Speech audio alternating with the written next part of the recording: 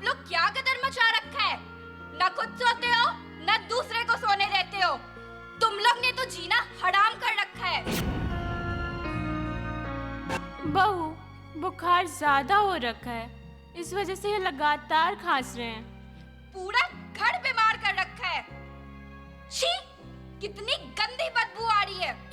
तुम्हारी जितनी जिंदगी कटनी थी वो तो काट ली, कम से कम दूसरों को तो जीने दो।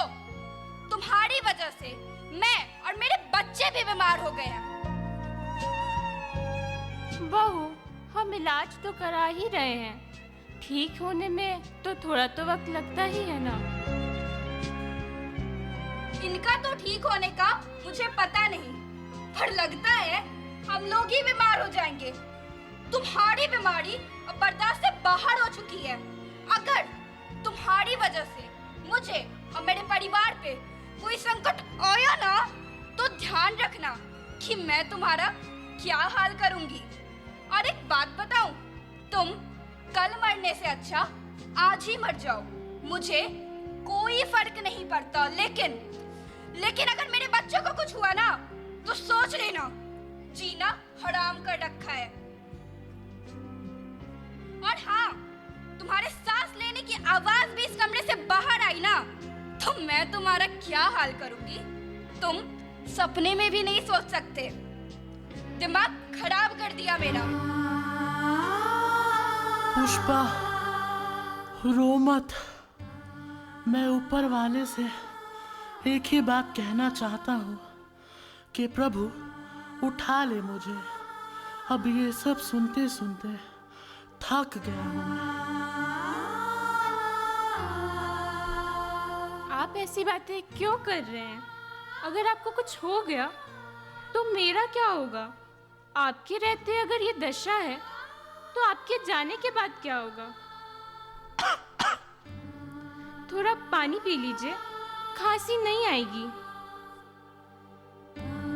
आराम से, आप बोलिए मत, प्लीज आप बोलिए मत।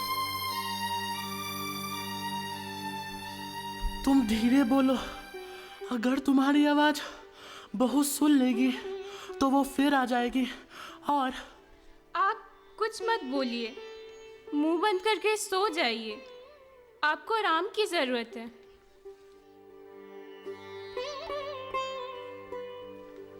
हेलो, क्या कर रही हो मैडम? आ गए आप? जाइए चेंज करके आइए। ऐसे क्यों बोल रही हो? लगता है नाराज हो मुझसे। तुम्हारा मूड कुछ ठीक नहीं है, क्या बात है? अभी बात करने का मूड नहीं है मेरा। पिछले एक सप्ताह से ठीक से सो नहीं पाई हूं मैं। कारण है तुम्हारा बाप।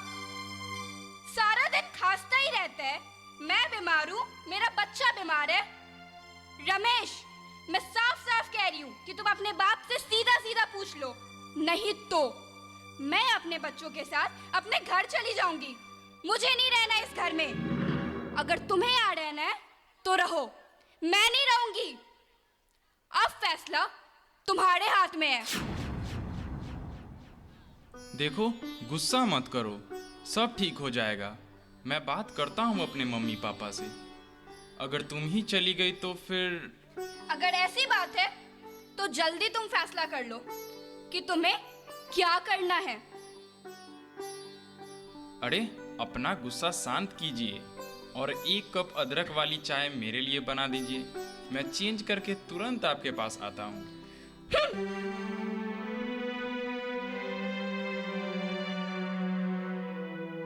दफ्तर से आ गया बेटा। कैसा है बेटा? तेरी तबीयत कैसी है? मैं ठीक हूँ पापा।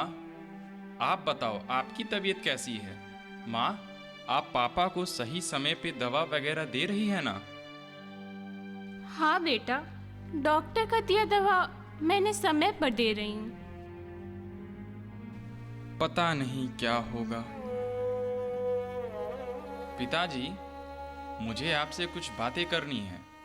हाँ बेटा, मुझे भी तुमसे बात करनी है। आपको भी मुझसे बात करनी है? क्या बात करना है आपको, बताइए। बेटा पहले तू बता, तुझे क्या बात करनी है इनसे। नहीं माँ, पहले बाबूजी से पूछते हैं कि ये क्या कहना चाह रहे हैं। बोलिए बाबूजी, क्या बात है। बेटा, पता नहीं जिंदगी का ये सफर कब तक ऐसे ही चलता रहेगा। थोड़ी बहुत जो आगे की जिंदगी बची है वो अकेले ही गुजार लूं। बहू को काफ़ी परेशानियां हो रही हैं हम दोनों से। वो भी अपनी जगह ठीक है, अब बीमार शरीर है, रात को ठीक से नींद नहीं आती इनको, इस वजह से उनकी नींद भी खराब हो गई है। इसीलिए तुम्हारी माँ ने एक फैसला किया है बेटा, जो भी हमारी बची हुई जिंदगी है वो हम दोनों वृद्धाश्रम में बिताएंगे। हम लोगों को भी खूब मन लगेगा और समय भी व्यतीत हो जाएगा। बस यही बात मुझे तुमसे करनी थी। अब तुम बताओ, मेरे इस फैसले से तुम्हें कोई ऐतराज तो नहीं है बेटा? नहीं नहीं बाबूजी, आपने सोच समझ के जो भी फैसला लिया है बिल्कुल सही फैसला है, इसमें हमें कोई ऐतराज नहीं। कसूर तुम्हारा नहीं है बेटा। पहले माँ बाप अपने 8-8, 10-10 बच्चों को पढ़ाते लिखाते थे, अच्छी तरह पाल पोष कर लायक बनाते थे, और आज 5 बच्चे या 10 बच्चे से उनके माँ बाप नहीं पाले जाते। बुढ़ापा आने से पहले ही उन्हें अपने पास बुला लेना चाहिए। हर घर में यही कहानी है बेटा। और हाँ, तुमने मुझसे कहा कि तुम्हें मुझसे कुछ बात करनी है, तो मैं समझता हूँ यही बात होगी। बस यही सोचकर मैंने तुम्हारी मम्मी से कहा, बेटा बहू भी खुश रहे और हम दो बूढ़ा बूढ़ी भी खुश रहे। बेटा ये जो मकान है ना, ये असल में मेरे नाम पे है। इसका है तो ये इसको छोड़कर कहीं नहीं जाएगी, और तुम्हारी माँ के बगैर मैं भी नहीं रह सकता। बेटा बहू सबको देख चुका हूँ मैं, तो बेटा तुम, बहू और तुम्हारे बच्चों का रहने का कहीं और इंतजाम कर लो। मैं इस घर को एक वृद्धाश्रम बनाऊंगा। तो आप लोगों से यही विनती है कि आप लोग इस घर को छोड़कर कहीं और जाकर रह लीजिए। बाबूजी, आप ये क्या कह रहे हैं? हमारे 2 छोटे छोटे बच्चे हैं, उन्हें लेकर कहाँ जाएंगे हम लोग?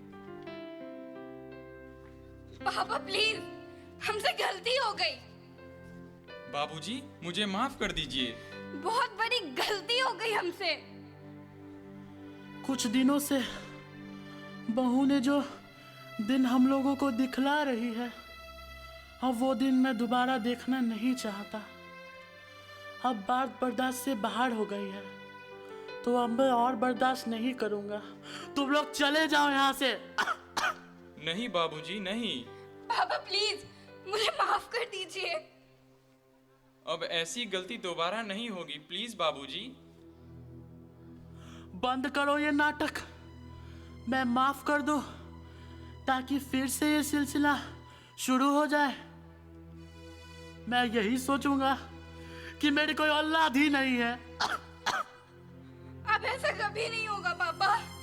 अब मैं ऐसी गलती दोबारा कभी नहीं करूंगी। दोबारा ऐसी स्थिति कभी नहीं आएगी। मैं भटक गई थी, अब कभी आप लोगों से गलत व्यवहार नहीं करूंगी। मुझे माफ कर दीजिए पापा। सुनिए, आप इन्हें माफ कर दीजिए। आखिर ये दोनों तो हमारे ही बच्चे हैं। मत निकालिए इस मकान से। इनको इनकी गलती का एहसास हो चुका है।